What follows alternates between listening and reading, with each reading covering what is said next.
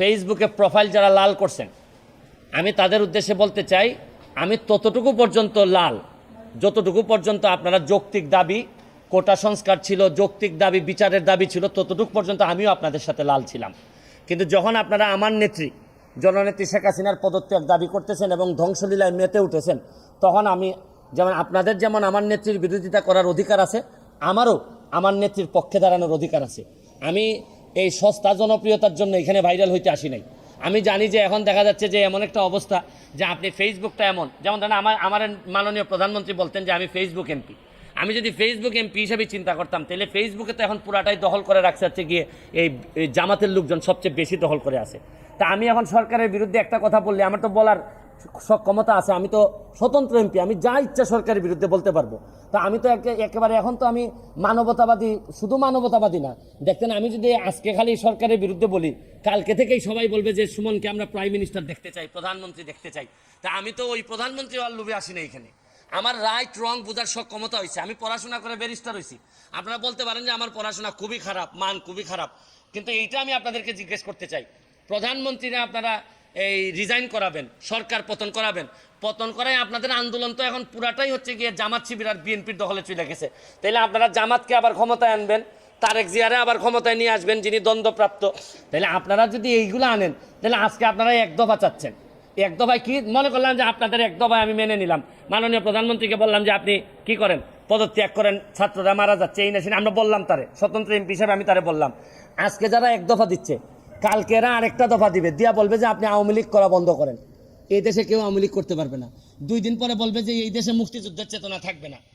এরা একটার পর একটা দফা তো আপনি যদি সব সারেন্ডার করে মেনে নেন তাহলে আমরা যাব কোথায় আমি তো কোনো সংঘাত চাই না আমি তো কোনো ধরনের সংঘাত একটা প্রাণহানিরও আমি কোনোভাবেই পক্ষে না যতগুলা ছাত্র মারা গেছে তাদের প্রতিটা ছাত্রের আত্মার মাগফিরাত কামনা করা এবং বিচারের ব্যবস্থা করার জন্য আমি সবচেয়ে শুনেন এখন হয়েছে কি দুর্নীতির বিরুদ্ধে যুদ্ধ তো নাই এখন তো নতুন আরেক যুদ্ধ তৈরি হয়েছে দুর্নীতির বিরুদ্ধে যুদ্ধ শেষ দুর্নীতিবাজরা তো যে যার মতো করে সেফ আছে অনেক দুর্নীতিবাজ হয়তো দেশ ছেড়ে দিবে এদের তো কোনো ঝামেলা নাই মরবে হচ্ছে গিয়ে যে যারা এই না দুর্নীতি করছে না এরা এই যে সহজ সরল জীবনযাপন চাইছে তারাই এখন বিপদগ্রস্ত বেশি আমি এই প্রশ্নটাই আমার কাছে মনে হয় আমার জীবনের সাথে মানানসই না আমি কোনোভাবেই এই দেশ ছাড়বো না এই দেশ আমার দেশ ছাড়বো তো আমি কখন যদি আমার এমন কোনো অসুখ হয় যেটা দেশে কোনো আর এই রোগ দেশে কোনো চিকিৎসা নাই তাতেও আমি মনে করি মৃত্যু তো হবেই দেশটাতে হওয়ার মতো শান্তি আর কোনো কিছুতে আমি পাই না যারা যাচ্ছে বা যাওয়ার প্ল্যান করতেছে তাদের তো অনেক কারণ থাকতে পারে তবে আমি মনে করি মনে রাখবেন প্রকৃত আদর্শের একটা মানুষ কোনোদিন তার আদর্শের মানুষকে এই বিপদে রেখে ক্রাইসিস মোমেন্টে রেখে যাইতে পারে না যারা যায় এরা কোনোদিনই কারো লোক ছিল না এরা একমাত্র এদের ছাড়া কোনো চিন্তা এরা কোনোদিন করে নাই আমি আপনাদেরকে বলবো যে শুনেন উত্থান পতন জমিনে কে সম্মানিত হবে তার ফয়সালা হয় আসমানে উত্থান থাকবে পতন থাকবে তারপরে যে আদর্শের আছি এই আদর্শের দুঃসময়ে যদি থাকতে না পারি না হয় আমার এমপিত্ব যাবে আমাকে না হয় কেউ আর ফলো করবে না আমাকে জাতীয় বেঈমান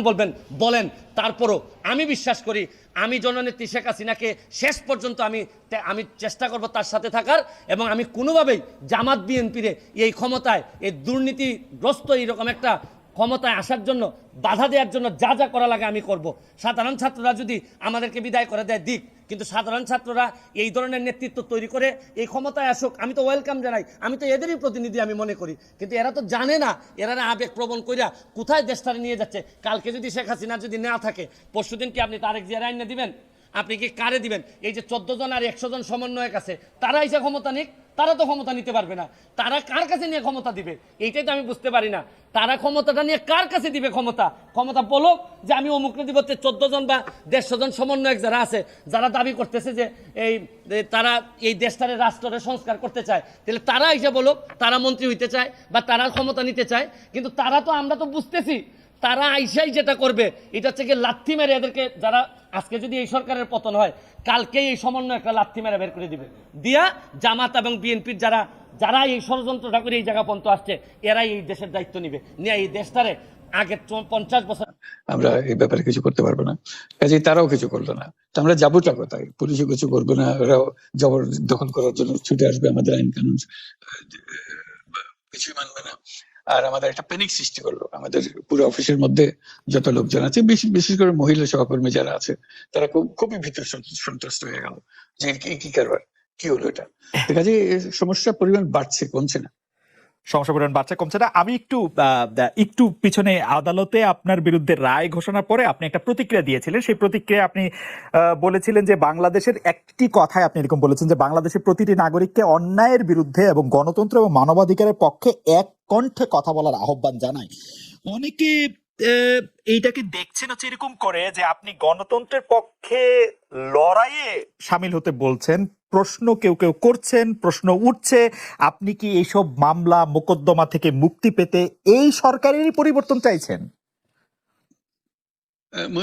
খালেদ, তুমি কি গণতন্ত্রের বিরুদ্ধে নাকি? হঠাৎ এটা নিয়ে তো চিন্তিত? আমি গণতন্ত্রের কথা বললাম আমার জন্য, তুমি তো বলে আমিও তো, তুমি বলতে যে আমিও তো আছি, কাজে আপনাকে পৃথকভাবে বলতে হচ্ছে কেন? আমরা সেটাই বলতেছি, কাজে আমরা কেউ গণতন্ত্রের বিপক্ষে না, সবাইকে স্মরণ করিয়ে দেওয়া যে আমরা সবাই গণতন্ত্রের পক্ষে, মানবাধিকারের পক্ষে, আমরা ন্যায় নীতির পক্ষে, রুল অফ লর পক্ষে। এইগুলো না থাকলে জাতি হিসেবে আমরা টিকে থাকবো না। তো কাজে যখনই মনে হচ্ছে যেগুলো এখন ফরেন ওয়ার্ডস হয়ে গেছে, তাতে মনে হবে যে আমাদের সমাজ হিসেবে আমাদের দায়িত্ববোধ অনেক বেড়ে গেল। এগুলোকে প্রতিষ্ঠিত করা, সোচ্চার করা, মুখ ফুটে বলা, এটা সবাইকে বলতে হবে, মুখ ফুটে বলতে হবে। আমার বিরুদ্ধে অভিযোগ হলে আমি বলছি না বলে আপনি বলছেন না কেন? একবার বলে এখন তোমার প্রশ্নের সম্মুখীন হয়ে গেলাম। অনেকে বলছেন না, আপনি তো শতবার শতমুখে গণতন্ত্রের কথাই বলবেন, আমাদের সবারই বলা উচিত, কিন্তু প্রশ্নটা এমন ভাবে তোলা হচ্ছে যে আপনি আসলে আপনার রায় ঘোষণার পর আপনি বলছেন গণতন্ত্রের কথা, মানবাধিকারের কথা। অনেকে বলছেন যে এই কথা কি আসলে যেহেতু ব্যাপারটা আপনার উপরে আসলো তখনই আপনি আসলে বললেন কিনা, নাকি আপনি আসলে বলতে চান না, আপনি আগে যেরকম বলছেন। হতে পারে, মুখ যখন বন্ধ থাকে কোনো কথাই বলা হয় না। এখন যখন মুখ খোলার সুযোগ হয়েছে, সামনে ক্যামেরা নিয়ে দাঁড়িয়ে আছে, মাইক্রোফোন দিয়ে দাঁড়িয়ে আছে, কথা বলছি, কাজে মনের কথাটা বললাম আর কি, যেটা মনে ছিল বলা হচ্ছিল না সেটা বললাম। এটা আমার ধারণা এটা সবারই মনের কথা, সেটাকে প্রকাশ করা। তারাও চায় যে তারা বলুক, আমি বললে তাদের মনে সাহস আসে, যিনি বলছেন যেমন আমরা বলতে পারবো।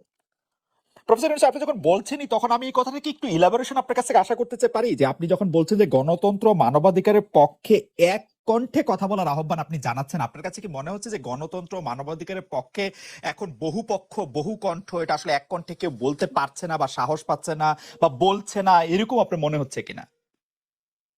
আমার মনে হচ্ছে তাই, কারণ বলতে পারছে না তো, মুখ খুলে সব গণতন্ত্রের কথা বলতে পারছে না। সেটা বলা, বাক্যে বলা, পরিষ্কার কণ্ঠে বলা, এটা আমাদের সবার দায়িত্ব, জাতীয় দায়িত্ব। এটা যে না হলে গণতন্ত্র বলে কিছু থাকবে না আমাদের জন্য, আদৌ গণতন্ত্র বলে কিছু থাকবে না। একটা প্রশ্ন করি যে বর্তমান সরকার আরো স্পেসিফিক ভাবে বললে প্রধানমন্ত্রী শেখ হাসিনা স্পষ্টতই আপনাকে অপছন্দ করেন, অনেক কিছুর জন্য আপনাকে দায়ী করেন, পদ্মা সেতু এবং এই সেই। এর কারণ কি বলে আপনি মনে করেন? আপনাকে কি তিনি তার প্রতিদ্বন্দ্বী মনে করেন, নাকি সত্যি তার কাছে এমন কোনো তথ্য রয়েছে যে আপনার বিশাল কোনো রাজনৈতিক অভিলাষ রয়েছে? আপনি কি রাজনৈতিকভাবে তার প্রতিদ্বন্দ্বী হয়ে উঠছেন বলে তিনি আপনাকে অপছন্দ করছেন, না কি কারণে, আপনার কি মনে হয়? আমার মনে হয় উনি মনে করেন যে আমি দেশের সর্বোচ্চ ডাকু, সন্ত্রাসী, কিংবা আমি অপরাধী, আমি সেরা চোর, এই জাতীয় জিনিস মনে করেন। কাজে সেগুলো ব্যাখ্যা করেন উনি তার মনকে। উনি বলেন যে আমি সুদখোর, আমি ঘুষখোর, আমি সব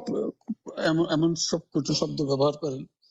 যাতে মনে হয় যে আমার সম্বন্ধে তার ধারণা খুবই খারাপ। কিন্তু এইটা তো এরকম ছিল না। আমরা দেখেছি যে 96 থেকে 2001 সাল পর্যন্ত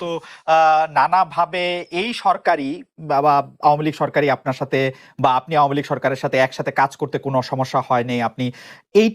এইটার জায়গাটাকে একটু, ব্যাকগ্রাউন্ডটাকে আমাদের একটু বলা যাবে যে আপনার কাছে কি মনে হয় কেন এই শত্রুতার বা কেন এই অপছন্দের বিষয়টা একটু সৃষ্টি হলো বা তৈরি হলো? যেই হোক, এটা আমার তরফ থেকে হয়নি। আমি তাকে যথাযথ শ্রদ্ধা করে নিয়ে গেছিলাম আমাদের মাইক্রো ক্রেডিট সামিটে ওয়াশিংটন ডিসিতে। আমাদের প্রধান অতিথি করে নিয়ে গেছি, সবাই সম্মান করেছে। কারণ এই মাইক্রো ক্রেডিটটা তখন পৃথিবীর সামনে আসছে, বড় আকারে আসছে, এবং এটা বাংলাদেশের অবদান হিসেবে সবাই স্বীকৃতি দিচ্ছে। ওয়াশিংটনে দুনিয়ার সেরা যারা সবাই উপস্থিত ছিলেন, তার মধ্যে আমরা ওনাকে নিয়ে গেছিলাম এই জন্য যে বাংলাদেশের পক্ষ থেকে এই গৌরবটা যেন তিনি আমাদের পক্ষ হয়ে গ্রহণ করেন। উনিও রাজি হয়েছেন, উনিও গেছেন, করেছেন। কাজে এটা স্বাভাবিকভাবে এই সম্পর্ক থেকে যাওয়ার কথা ছিল, কিন্তু কি কারণে এটা ঘাটতি হতে আরম্ভ করলে বুঝতে পারলাম না। কিছুদিন পর থেকেই ওনার আচরণ এবং তার শব্দ পরিবর্তন হতে আরম্ভ করলো। এমন পরিবর্তন হলো এখন আমাকে চোট বদমাইশ ছাড়া আর কোনো বিষয় উনি মনে করেন বলে মনে হয় না আমার কাছে।